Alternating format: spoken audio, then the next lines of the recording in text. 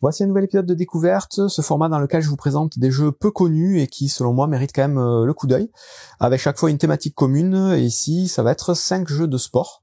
Donc un thème qui n'est pas très représenté dans le monde du jeu de société, je trouve, les jeux de sport, et qui pourtant a quelques jeux vraiment intéressants. Donc ici, on va avoir donc 2 jeux de foot, un jeu de hockey sur glace, un jeu de football américain et un jeu de baseball. La plupart n'existent pas en français, il y a que World Wide Football qui est sorti en France, je crois.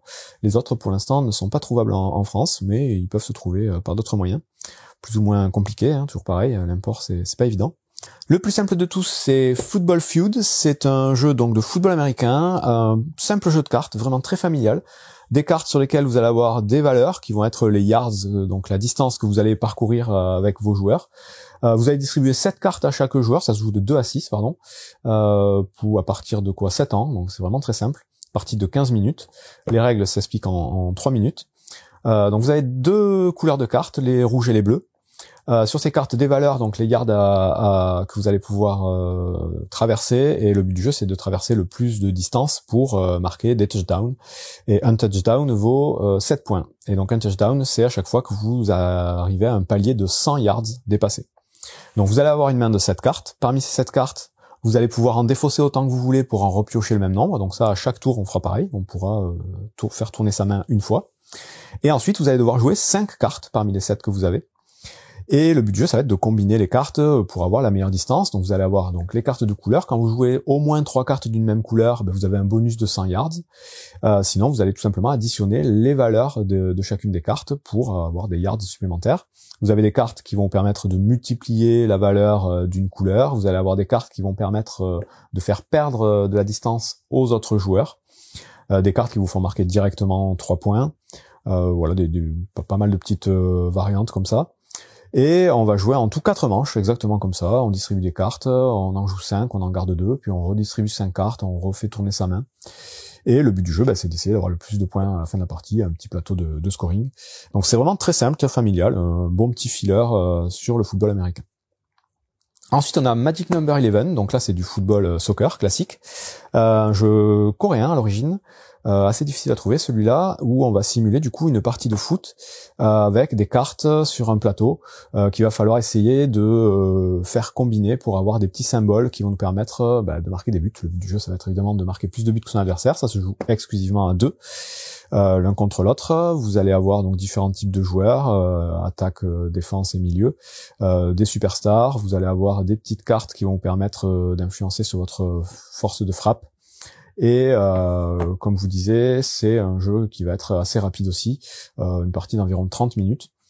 Un peu hasardeux, c'est un jeu de cartes, vous allez piocher des cartes qui vont vous permettre d'ajuster du coup la puissance de vos tirs. Et si vous arrivez à avoir une puissance de tir de 11 exactement, vous allez marquer un but. Si vous avez un peu moins, il va falloir comparer votre attaque à la défense de l'adversaire. Voilà, il y a plein de petites subtilités. J'ai déjà expliqué les règles sur la chaîne si vous voulez en savoir plus. Mais ça fait un petit jeu assez sympathique sur le football. Ensuite, on a Trickshot.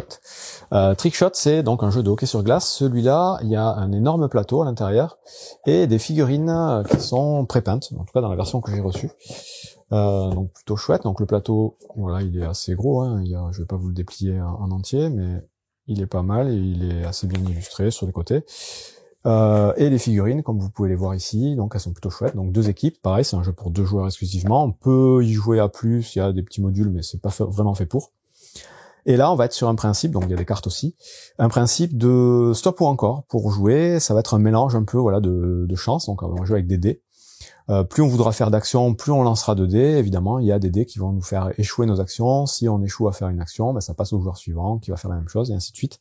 Le but du jeu, c'est d'essayer de faire le plus d'actions possible et de marquer évidemment le plus de buts, comme beaucoup de jeux de sport.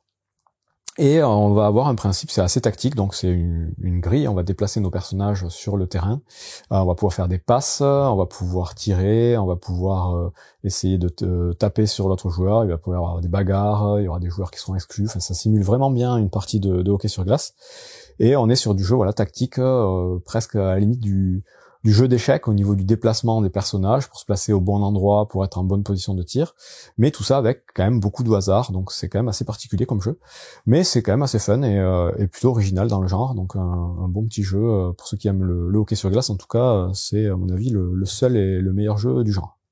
Ensuite, on a Worldwide Football. Donc celui-là, c'est le seul qui est sorti en France. Ça se joue pour donc à 1 ou 2 joueurs. Les parties d'environ 40 minutes. Il y a quelques extensions aussi qui sont sorties, donc avec des équipes différentes, avec des cartes actions différentes. Là, c'est aussi un pur jeu de cartes où vous allez devoir construire votre attaque pour essayer, encore une fois, de marquer le plus de buts par rapport à votre adversaire. Vous avez des cartes donc qui vont vous permettre de faire des actions, de faire des passes, de faire des lobes, des passes en profondeur, enfin tous les gestes un peu techniques qu'on va retrouver dans le football sont simulés par ces cartes-là. Donc c'est assez bien foutu. Les joueurs vont devoir décider à quel moment ils veulent intervenir pour défendre. Il y a un peu de hasard parce que quand on défend, on va devoir lancer un dé. Quand on va tirer, on va aussi lancer un dé et enfin en fonction du nombre de points d'attaque qu'on aura atteint, ça va nous permettre d'ajuster un petit peu notre frappe. On a quelques cartes bonus aussi qui vont nous permettre d'avoir des petits pouvoirs particuliers à activer le moment venu. Différentes donc cartes équipes, donc vous avez les différentes équipes qu'on retrouve dans le football, et chaque équipe a ses joueurs particuliers avec ses pouvoirs particuliers. Donc on est vraiment dans une bonne simulation de jeu de foot comme on peut le trouver dans les jeux vidéo, mais cette fois au format jeu de cartes. Vraiment intéressant, on n'a pas trop parlé, mais c'est quand même pas mal. Dans le même style, je crois qu'il existe aussi un jeu de tennis, mais qui n'a rien à voir en termes de gameplay, qui est plus un jeu de pichenette. Voilà, moi j'ai testé que celui-là pour l'instant. Et enfin, le dernier jeu de la sélection, c'est Baseball Highlight 2045.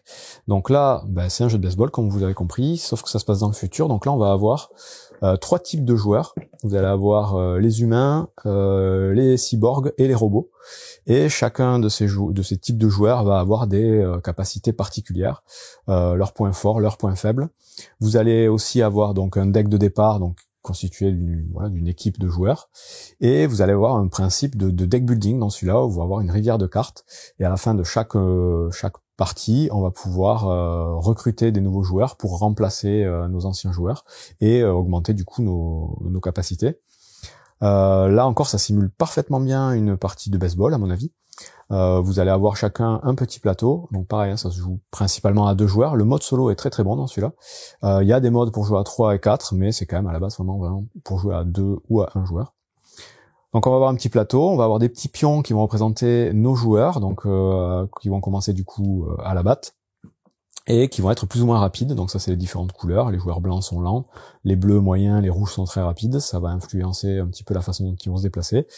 Et c'est un jeu de cartes, donc comme je vous disais, vous allez jouer des cartes qui vont permettre de mettre un certain nombre de joueurs en base. Puis l'adversaire va jouer aussi des cartes qui vont avoir un impact sur ce que vous avez fait, pour vous empêcher ou pas de frapper dans la balle. Et en fonction de ça, vous allez vous déplacer. Enfin voilà, j'explique brièvement. Je ferai l'explication de règles de celui-là parce que je le trouve vraiment intéressant. Là, pareil, il existe énormément d'extensions, mais tout en anglais puisque le jeu n'est pas encore sorti. Après, il y a quand même très peu de texte sur le matériel, un tout petit peu sur les cartes. Voilà, faut juste lire la règle une fois. Il y a une aide de jeu aussi. Mais vraiment un bon petit jeu de sport, pas très très connu en France en tout cas, que je vous conseille. Et c'est à peu près tout du coup pour cette sélection donc de 5 jeux de société sur le sport que je trouve vraiment intéressant. Donc plus ou moins complexe, je vous dis celui-là est très simple, celui-là un poil plus compliqué, ou on va dire au même niveau avec des sensations différentes. Le jeu de hockey, il y a quelques petites règles et quelques petites subtilités à appréhender quand même au départ, après ça se joue assez facilement. Et celui-là, pareil, il y a quelques petites règles, mais la plupart du temps c'est inscrit quand même sur les cartes, donc ils sont tous assez accessibles, c'est tous voilà entre familial et initié, grand max, ce sont pas des jeux experts, et c'est des jeux plutôt intéressants. Bon jeu.